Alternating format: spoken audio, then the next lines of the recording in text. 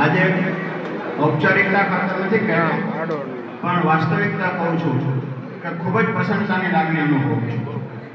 એટલા માટે એક દુહો કીધો છે કે હથ ધર્યો હનુમાન ધુણાઈ મેરુ ગિરિવર દડે, એને મળ્યું ના ગિરધર નામ, બોલો કૃષ્ણ ગિરધર ગામે. કૃષ્ણ ભગવાનને ગિરધરના નામથી ઓળખવામાં આવે છે. ગિરધર, ગોપાલ, ગિરધર. શું કામ? ગીર કહેતા પર્વત અને એને ધારણ કરનાર ગિરધર. પણ કૃષ્ણ ભગવાન તો મોટા હતા ને, તો એમને બધા માન આપે એટલે કૃષ્ણ ભગવાનને ગિરધર કીધા. પણ એ જ કામ હનુમાને કર્યું હતું. હનુમાને પર્વત ઉપાડ્યો હતો, એમને કોઈ ગિરધર ન કીધા. એમ સમાજની અંદર મોટા મોટા માણસોના સન્માન થતા હોય છે, પણ અદના આદમી, અદની સેવા, એનો હું આજ પહેલો પ્રસંગ જોઈ રહ્યો છું કે અહીંયા આજે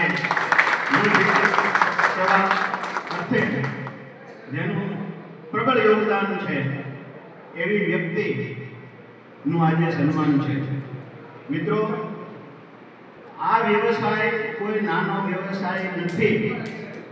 આપણને ખ્યાલ નથી, પણ જે લોકો પરદેશ રહે છે અને પરદેશ વિશે જાણતા છે એમને ખબર હશે કે કરોડપતિનો દીકરો હોય ને એ સવારમાં છાપા નાખવા જતો હોય. કારણ કે ત્યાં એક પ્રણાલિકા રહેતી હોય છે કે 18 વર્ષનો દીકરો થાય પછી બાપુજી છે પોકેટ મની વાપરવા આપતા હોતા નથી. આપણા છોકરા જુવાન થઈ જાય, પરણાવી જાય તોય પૈસા ખીચામાંથી કાઢીને દેતા હોય છે. પણ પરદેશની અંદર 18 વર્ષનો દીકરો થાય એટલે એનો જે કંઈ ખર્ચ હોય એને પોતે ઉપાર્જન કરવાનું. અને સહેલામાં સહેલું અર્થ ઉપાર્જનનું જો કોઈ સાધન હોય તો છાપા નાખવાનું. દરેકને ફાવે, એમાં કોઈ બીજી વિશેષ આવડતની જરૂર ન હોય. એટલે આ વ્યવસાય કોઈ નાનો નથી.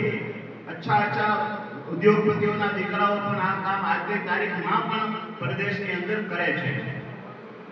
બીજું કે આજે આ કાર્યક્રમમાં ઉપસ્થિત રહ્યા પછી મને એટલી બધી પ્રસન્નતા થઈ છે કે જો તમારું કોઈ એસોસિએશન ચાલતું હોય અને આ ક્ષેત્રના કોઈ પણ વ્યક્તિ જેનું 25 વર્ષનું પ્રદાન પણ હશે ને, એનું સન્માન અમે કરીશું અમારા તરફથી. એક પણ રૂપિયાનો ખર્ચ એ વ્યક્તિએ નહીં કરવાનું રહે. ગૌરવભાઈને મેં કીધું આપણા રાજકોટ સમાજની વાડી અને સેવા કુટીરના સહયોગથી હવે આવું કોઈ પણ તમારે કોઈ પણ નિવૃત્ત કરવાનું હોય તો એનું સન્માન કરવા માટે અમે તૈયાર છીએ. તમે અમને જાણ કરજો.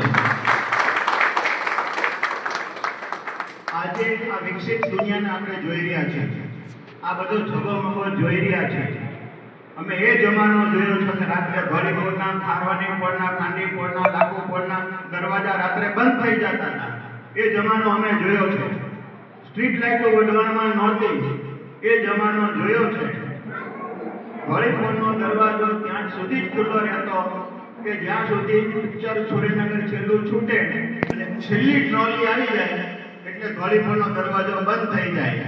અને પિક્ચર જોઈને આવ્યો હોય ને ઊંઘ ચડી હોય અને હાલીને આવી ખારવાની પડે પહોંચવું, એ કેટલું વસવું હતું હજી મને યાદ છે. આ જમાનો હતો.